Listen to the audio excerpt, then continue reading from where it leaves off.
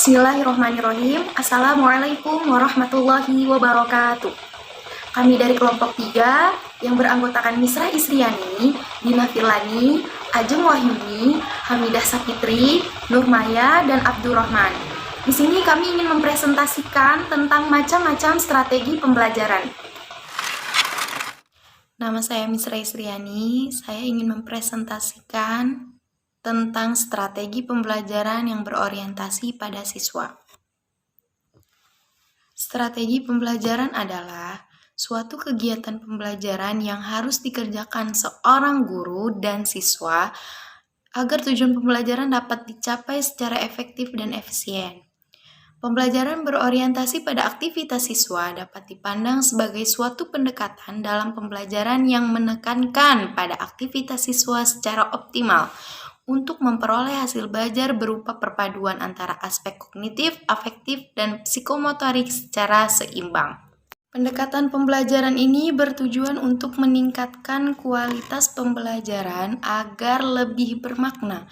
Melalui pembelajaran yang berorientasi pada aktivitas siswa ini, siswa tidak hanya dituntut untuk menguasai sejumlah informasi, tetapi juga bagaimana cara memanfaatkan informasi itu untuk kehidupannya. Jika dihubungkan dengan tujuan pendidikan nasional yang ingin dicapai, bukan hanya membentuk manusia yang cerdas, akan tetapi juga yang lebih penting adalah membentuk manusia yang bertakwa dan memiliki keterampilan. Di samping itu, memiliki sikap budi luhur yang baik. Maka pembelajaran yang berorientasi pada aktivitas siswa ini merupakan pendekatan yang sangat cocok dikembangkan. Peran guru dalam implementasi pembelajaran yang berorientasi pada aktivitas siswa. Kekeliruan yang kerap muncul adalah adanya anggapan bahwa dengan pembelajaran yang berorientasi pada aktivitas siswa, peran guru semakin berkurang. Anggapan semacam ini tentu saja tidak tepat. Sebab walaupun pembelajaran ini didesain untuk meningkatkan aktivitas siswa, tidak berarti mengakibatkan kurangnya peran dan tanggung jawab seorang guru. Baik guru maupun siswa sama-sama harus berperan penuh. Oleh karena itu, peran mereka sama-sama sebagai subjek belajar. Adapun yang membedakannya hanya terletak pada tugas yang harus dikerjakan. Dalam implementasi pembelajaran ini, guru tidak berperan sebagai satu-satunya sumber belajar yang bertugas menuangkan materi pembelajaran kepada siswa. Akan tetapi, yang lebih penting adalah bagaimana memfasilitasi agar siswa belajar. Oleh karena itu, pembelajaran yang berorientasi pada aktivitas siswa ini menuntut guru untuk kreatif dan inovatif sehingga mampu menyesuaikan kegiatan mengajarnya dengan gaya dan karakteristik belajar seorang siswa. Dalam upaya itu, ada beberapa kegiatan yang dapat dilakukan guru. Yang pertama, mengemukakan berbagai alternatif tujuan pembelajaran yang harus dicapai sebelum kegiatan pembelajaran dimulai. Artinya, tujuan pembelajaran tidak semata-mata ditentukan oleh guru, akan tetapi diharapkan siswa pun terlibat dalam menentukannya dan merumuskannya.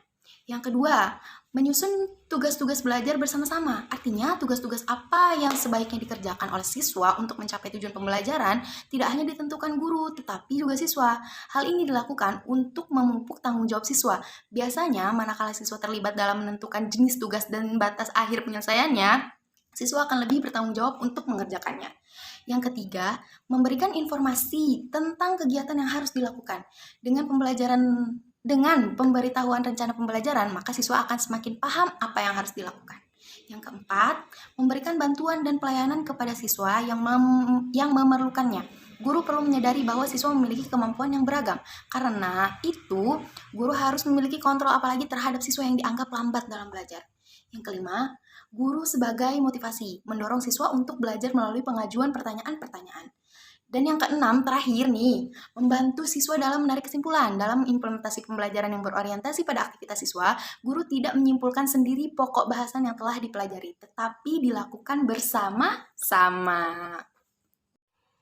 Keberhasilan penerapan pembelajaran yang berorientasi pada siswa dalam proses pembelajaran dapat dipengaruhi oleh beberapa faktor. Yang pertama adalah guru. Guru adalah pelaku pembelajaran.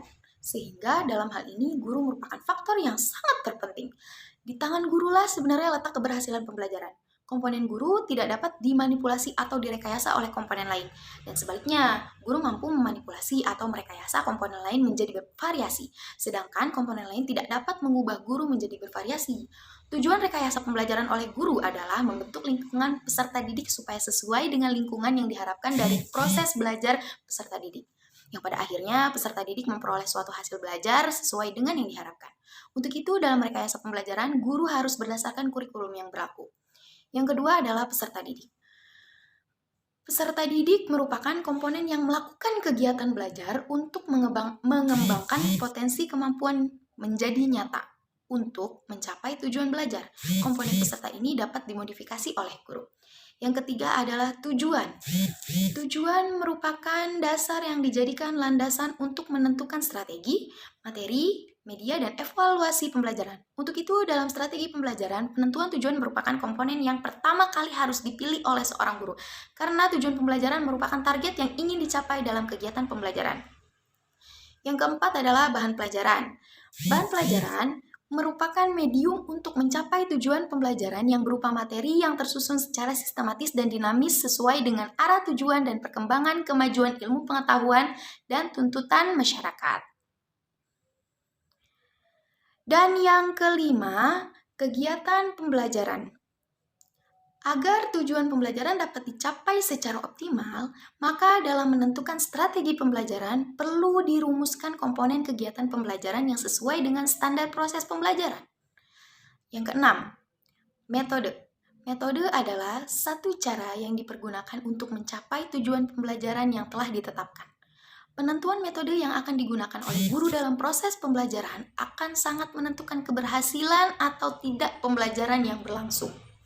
Yang ketujuh adalah sarana belajar.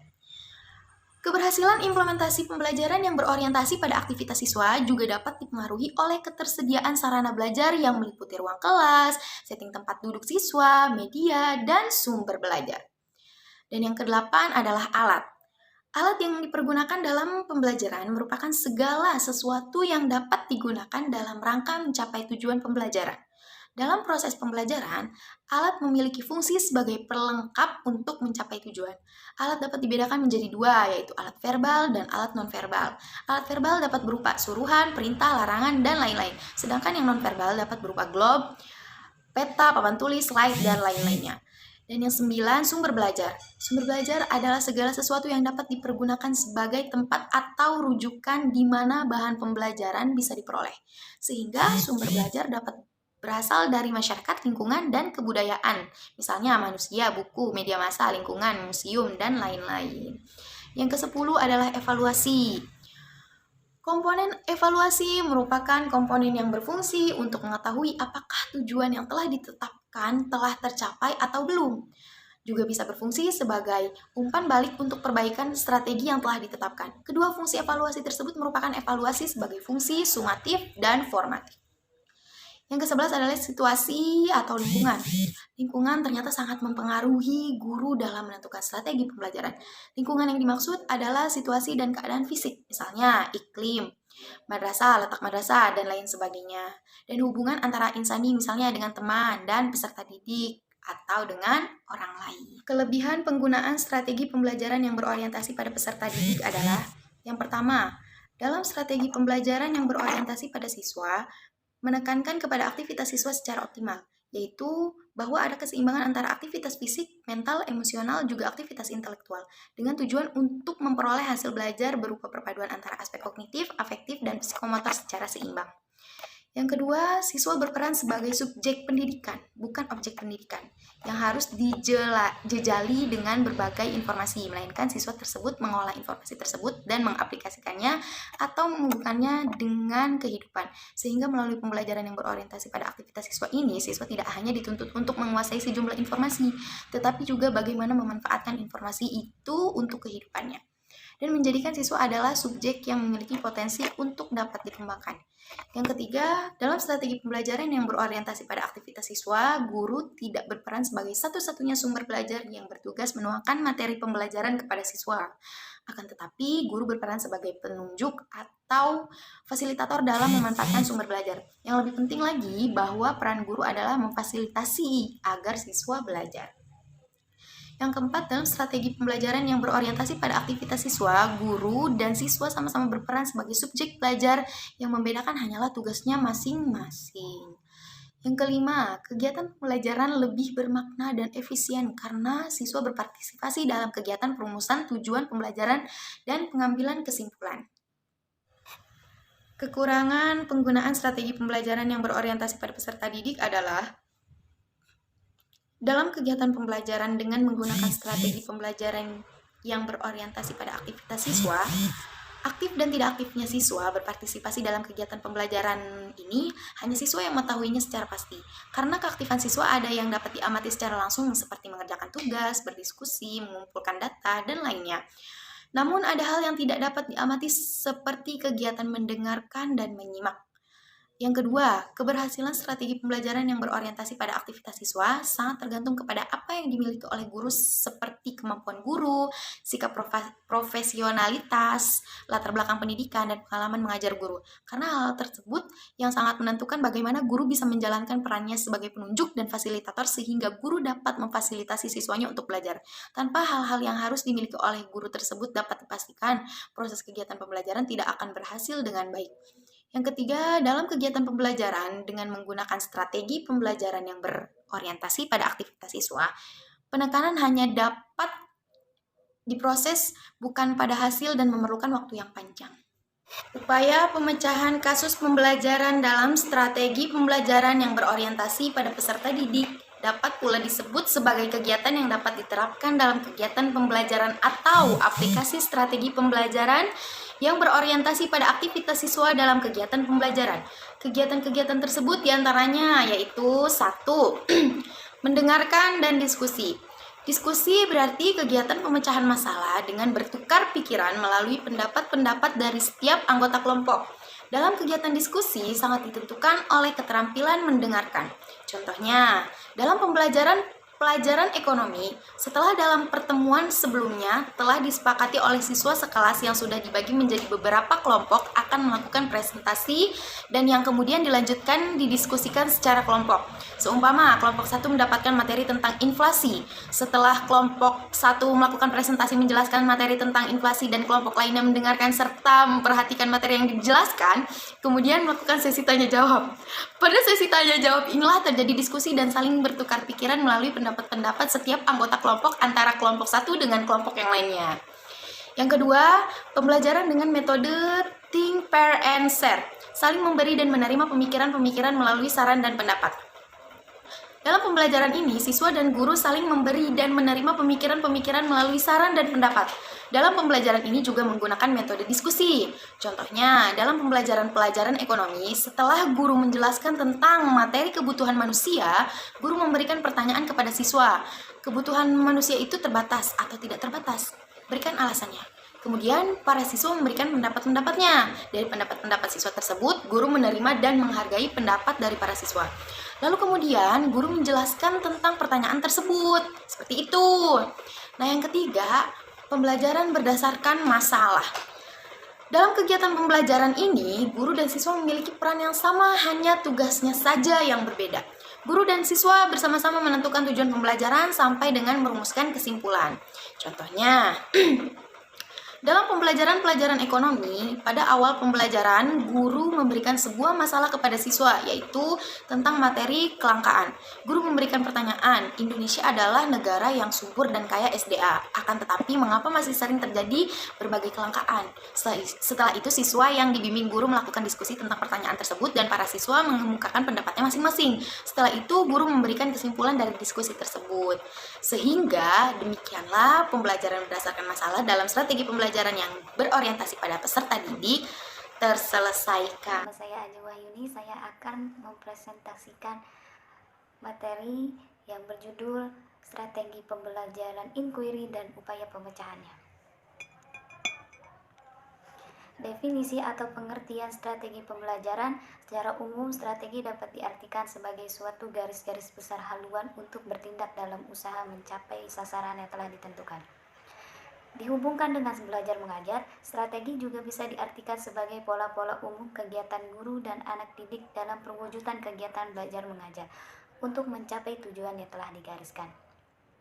Menurut Sanjaya, dalam dunia pendidikan, strategi diartikan sebagai perencanaan yang berisi tentang rangkaian kegiatan yang didesain untuk mencapai tujuan pendidikan. Strategi pembelajaran inquiry menekankan kepada proses mencari dan menemukan. Materi pembelajaran tidak diberikan secara langsung. Peran siswa dalam strategi ini adalah mencari dan menemukan sendiri pelajaran, sedangkan guru berperan sebagai fasilitator dan pembimbing siswa untuk belajar. Strategi pembelajaran inquiry merupakan rangkaian kegiatan pembelajaran yang menekankan pada proses berpikir kritis dan analitis untuk mencari dan menemukan sendiri jawaban dari suatu masalah yang dipertanyakan.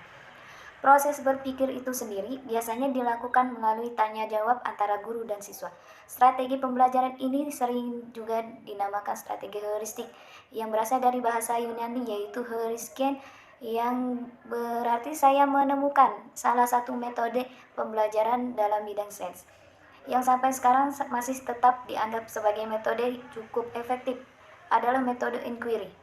Pembelajaran inquiry merupakan kegiatan pembelajaran yang melibatkan secara maksimal seluruh kemampuan siswa untuk mencari dan menyelidiki sesuatu, benda, manusia, atau peristiwa, secara sistematis, kritis, logis, analitis, sehingga mereka dapat merumuskan sendiri penemuannya dengan penuh percaya diri.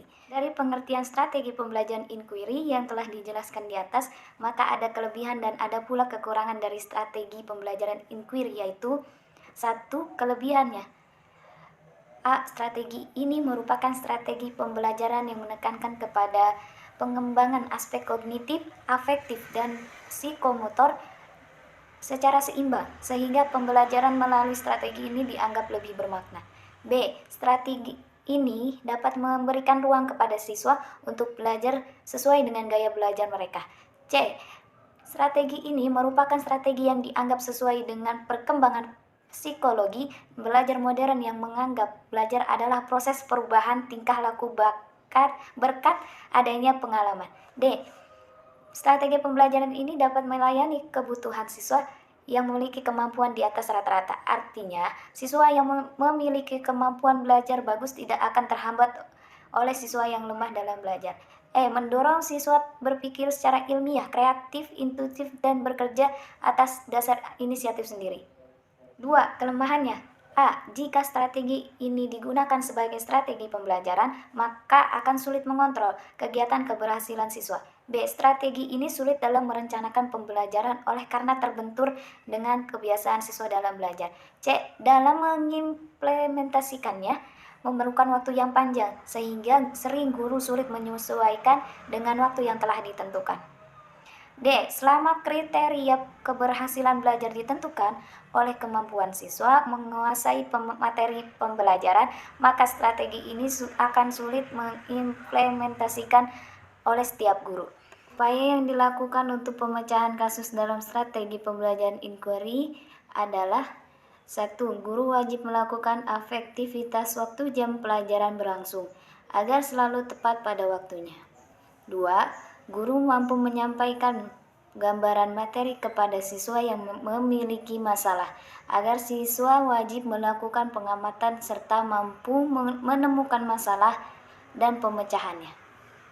3. Guru wajib mempersiapkan diri secara matang dan harus menguasai setiap materi yang akan diajarkan. 4. Guru wajib mendorong semua siswa dalam kelas untuk selalu berperan aktif dalam aktivitas belajarnya. Dari setiap langkah upaya untuk menjalankan strategi pembelajaran inquiry, maka peran penting guru yang sangat dibutuhkan dalam rangka mendorong siswa untuk selalu aktif dalam berpartisipasi penuh dalam melakukan pengamatan serta mencari dan menemukan masalah. Kemudian harus mampu memecahkan masalah yang telah didapatinya. Guru dituntut untuk selalu menguasai setiap materi serta langkah-langkah secara cermat dan tepat dalam melaksanakan proses pembelajaran di kelas. Sekian dari saya, terima kasih. Assalamualaikum warahmatullahi wabarakatuh. Di sini aku Nurmaya ingin mempresentasikan tentang strategi pembelajaran peningkatan kemampuan berpikir atau SPPKB dan pemecahan masalahnya. Pengertian SPPKB adalah merupakan strategi pembelajaran yang bertumpu kepada pengembangan kemampuan berpikir siswa melalui fakta-fakta atau pengalaman anak sebagai bahan untuk memecahkan masalah yang diajukan. SPPKB adalah model pembelajaran yang bertumpu pada pengembangan kemampuan berpikir. Tujuan yang ingin dicapai oleh SPPKB adalah bukan sekedar siswa dapat menguasai sejumlah materi pelajaran, akan tetapi bagaimana siswa mengembangkan gagasan-gagasan dan ide-ide melalui kemampuan berbahasa secara verbal. Sasaran akhir SPPKB adalah kemampuan anak untuk memecahkan masalah-masalah sosial sesuai dengan taraf pengembangan anak. Oke, kita lanjut ke kelebihan dan kekurangan SPPKB. Sebagaimana biasa, di mana ada kelebihan pasti ada kekurangan. Oke, yang pertama kelebihan SPPKB. Yang A, melebihi daya pikir siswa dalam menyelesaikan masalah yang ditemukan dalam kehidupannya. Yang B, siswa lebih siap menghadapi setiap persoalan yang disajikan oleh guru. Yang C, siswa diprioritaskan lebih aktif dalam proses pembelajaran. Yang D, memberikan kebebasan untuk mengeksplor kemampuan siswa dengan berbagai media yang ada. Dan kekurangan SPPKB adalah yang A, SPPKB yang membutuhkan waktu yang relatif banyak, sehingga jika waktu pelajaran singkat maka tidak akan berjalan dengan lancar. Yang B, siswa yang memiliki kemampuan berpikir rendah akan kesulitan untuk mengikuti pelajaran karena siswa selalu akan diarahkan untuk memecahkan masalah-masalah yang diajukan. Yang C, guru atau siswa yang tidak memiliki kesiapan akan SPPKB akan membuat proses pembelajaran tidak dapat dilaksanakan sebagaimana seharusnya. Ya, yang terakhir, tahap pemecahan masalah dengan menggunakan SPPKB. Penyelesaian melalui SPPKB akan terlihat pada tahap seperti yang diterangkan sebelumnya, antara lain yang A, penyelesaian masalah dengan tahap orientasi. Yang B, penyelesaian masalah dengan tahap pelacakan. Yang C, penyelesaian masalah dengan tahap konfrontasi. Yang D, penyelesaian masalah dengan tahap inquiry. Yang E, penyelesaian masalah dengan tahap transfer. Ya, cukup sekian presentasi yang saya utarakan. Kurang lebihnya mohon maaf. Dah. Warahmatullahi wabarakatuh. Saya Dina Pilani dari kelompok 3. Di sini untuk menyelesaikan tugas saya membawakan materi dari strategi pembelajaran kooperatif, yaitu materi yang ke-6. Yang pertama, pengertian pembelajaran kooperatif. Menurut saya pembelajaran kooperatif itu adalah pembelajaran kelompok, mengutamakan kerjasama, terus adanya interaksi yang silih asa, silih asi, silih asu. Sumber belajar bukan hanya dari guru, tapi juga dari siswa, dari sesama siswa. Bukan hanya dari guru, dari buku, tapi juga terdapat dari sama siswa, karena dia belajar kelompok. Gitu. Terus ada 3 aturan dalam pembelajaran kooperatif ini, ialah belajarnya masih di kelas. Satu, yang kedua, mengajukan pertanyaan pada kelompok lain sebelum sama guru. Terus 3-nya memberikan umpan balik terhadap ide-ide yang udah muncul gitu. Kelebihan pembelajaran kooperatif diantaranya tidak menggantungkan kepada guru, dia sesama kelompok, jadi dapat menambah kepercayaan diri siswa. Yang ketiga, dapat mengembangkan kemampuan menggunakan ide atau gagasan. Selanjutnya, dapat membantu anak respek pada orang lain. Selanjutnya, dapat membantu memberdayakan siswa lebih bertanggung jawab dalam belajar. Salah satu kekurangan pelajaran kooperatif ialah belajar tanpa guru, kurang efektif. Kan dia hanya bekerja sama antar kelompok gitu. Cara belajar demikian kurang dipahami sama siswa. Jadi terserah siswanya paham kan gitu, gurunya hanya mendengarkan saja gitu. Terus penilaian yang diberikan berdasarkan hasil kerja kelompok, penilaiannya berdasarkan hasil kerja kelompok, tidak individu gitu, seperti itu. Pemecahan masalah dalam pembelajaran kooperatif ini ialah perlu adanya kerjasama tim, terus memiliki kemampuan untuk menguasai dan mempelajari materi yang diberikan. 3-nya harus mampu memahami, mendengarkan, menyimak dalam penyampaian materi. Udah itu aja, sekian dari saya. Wassalamualaikum warahmatullahi wabarakatuh.